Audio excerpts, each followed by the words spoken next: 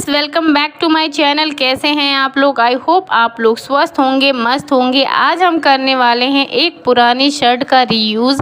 बहुत ही सुंदर सी एक चीज़ बनकर तैयार होगी जो कि आपके डेली यूज़ में बहुत ज़्यादा काम भी आएगी। तो यहाँ पे मैंने एक पुरानी शर्ट ले ली है, उसको अच्छे से फैला लिया है।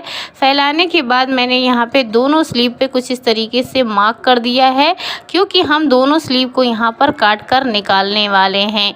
जी हाँ, बहुत ही सुंदर सी एक चीज़ पुरानी शर्ट से बनकर तैयार होगी, आपको बहुत ज़्यादा मज़ा आएगा। स्लीव को निकाल कर किनारे पे कर दिया है, क्योंकि स्लीव का जो पार्ट है उसे हम बाद में यूज़ में लेंगे। उसके पहले हम यहाँ पे कॉलर वाला हिस्सा जो है उसको मार्क कर रहे हैं। मार्क इसलिए कर रही हूँ क्योंकि जो कॉलर वाला पार्ट है उसे हमें निकाल देना है। मैंने यहाँ पे थोड़ा सा तिरछा निशान लगाया है, लेकिन आप चाहो तो आप सीधा भी कट कर सकते हो, कोई दिक्कत नहीं है।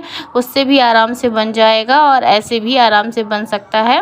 तो यहाँ पे थोड़ा तिरछा मुझसे मार्क हो गया है, आप सीधा भी लगा सकते हो। और अब हम कपड़े को उल्टा कर लेंगे। अब शर्ट को उल्टा करके हम अच्छे से उसी तरीके से रख देंगे फैलाकर, जैसे कि हमने पहले रखा हुआ था। और उसके बाद अब हम यहाँ पे जो बटन पट्टी होती है ना, वहाँ से 6-6 इंच पर मार्क करके एक सीधी लाइन ड्रॉ करनी है मुझे।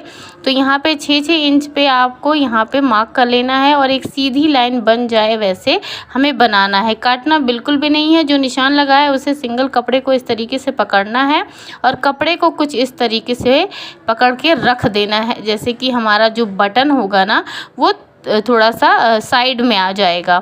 और उसके बाद हम यहाँ पर जितने भी हमारे कॉर्नर है शर्ट की, कुल 4 कॉर्नर है, तो इन 4 कॉर्नर पर हम 4-4 इंच पर मार्क लगाएंगे। 4 इंच की लंबाई होगी और 4 इंच की चौड़ाई होगी, तो कुछ हमारा बॉक्स जैसा यहाँ पर बनकर तैयार होगा।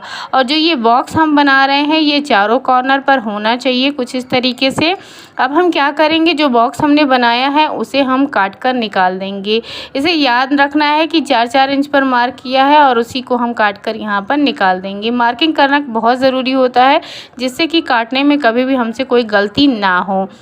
आपको अंदाज़ा ज़्यादा हो तो आप बिना मार्क किए भी काम कर सकते हो, लेकिन बिगनर्स के लिए मार्क करना बहुत ज़्यादा ज़रूरी होता है अगर हम कुछ बना रहे हैं। तो यहाँ पर बॉक्स की कटिंग हो चुकी है और उसके बाद मैंने छत पे ना वीडियो बना रही थी, तो बहुत ज़्यादा हवा चल रहा था, तो मैं नीचे आ गई हूँ जिससे कि कपड़ा थोड़ा कम उड़े।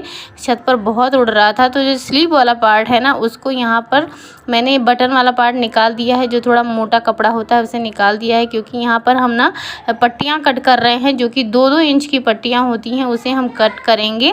2 इंच की पट्टियाँ यहाँ पर हम कट कर लेंगे, तो ये जो लंबाई है थोड़ी सी हमारी कम पड़ेगी, तो यहाँ पर हम जोड़ भी लगाएंगे। तो छोटा छोटा सा मैंने यहाँ पे जोड़ भी रखा है, जिससे जोड़कर हम कुछ इस तरीके से सिल लेंगे और पलट देंगे। और इसके बाद हम इसकी इस तरीके से फोल्ड करके सिलाई लगा लेंगे यहाँ पर, तो हमारी जो पट्टी होगी वो बनकर तैयार हो जाएगी। कुछ इस तरीके से फोल्ड करेंगे तो आसानी से पट्टी बन जाती है, आप देख लीजिए। और इसी पे सिलाई लगा लेंगे। तो हमारी जो पट्टी है ना वो यहाँ पे रेडी हो चुकी है। कुछ इसी तरीके से हमें 2 पट्टियाँ तैयार कर लेनी है। और जो शर्ट का कपड़ा हमने रखा था उसे फिर से वैसे ही फोल्ड कर देंगे जैसे कि हमने किया हुआ था। और उसके बाद हम जो किनारे हैं वहाँ पर 3-3 इंच पर मार्क लगाएंगे। कॉर्नर वाला जो बॉक्स हमने कट किया था वहाँ से हम लेंगे और 3-3 इंच पर हम यहाँ पे मार्क लगा लेंगे। ये मार्क हम इसलिए कर रहे हैं, जैसे कि जो हमने पट्टियाँ तैयार की हैं, जो हमने हैंडल तैयार किया है कह सकते हैं एक तरीके से, उसे यहाँ पे हमें लगाना है 3-3 इंच पे मार्क करके। तो जो सीधे वाला कपड़ा है यानी अंदर की तरफ हमें इस पट्टियों को इस तरीके से रख देना है। चाहे तो आप कोई भी पिन से इसे इस तरीके से सिक्योर कर सकते हैं और उसके बाद आप मशीन पर ले जाके इसे सिल सकते हैं। तो यहाँ पे मैं पिन अटैच करके आपको बताने के लिए पहले ही कर दे रही हूँ, जिससे कि आपको आसानी से समझ में आ जाए। तो दोनों तरफ से हमें इस तरीके से पट्टियों को अटैच कर देना है।